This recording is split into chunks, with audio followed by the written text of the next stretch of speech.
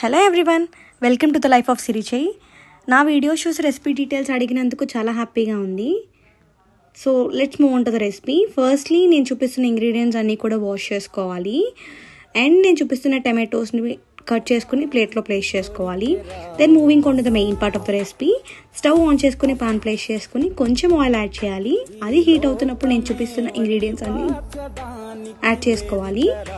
ఇవి యాడ్ చేసుకున్నాక లైట్గా సాట్ అయ్యాక నేను చూపిస్తున్నట్టు ఫస్ట్లీ టమాటోస్ అండ్ మిర్చి రెండు యాడ్ చేసేసి అవి బాగా కుక్ అవ్వడానికి లిడ్ పెట్టేసేయండి. వన్స్ లిడ్ ఓపెన్ చేశాక టమాటోస్ అన్నీ కూడా నేను చూపిస్తున్నట్టు సాఫ్ట్ అయిపోవాలి.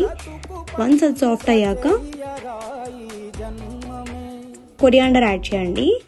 This is the main thing of the recipe అండి. ఇది యాడ్ చేస్తే టేస్ట్ నెక్స్ట్ లెవెల్ ఉంటుంది. బాగా సాఫ్ట్ అయిపోయిన తర్వాత నేను చూపిస్తున్నంత టర్మరిన్ యాడ్ చేసుకోవాలి. వన్స్ అది యాడ్ చేసుకున్న తర్వాత లిడ్ ప్లేస్ చేసుకోండి.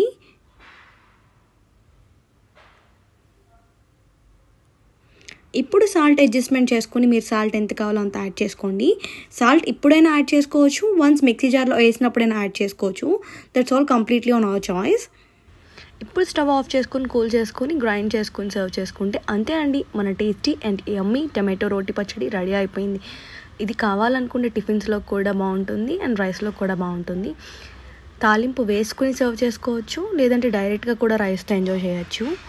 కూల్ క్లైమేట్లో హాట్ రైస్తో స్పైసీ చట్నీతో టేస్ట్ చేసి చెప్పేయండి ఎలా అనిపిస్తుందో.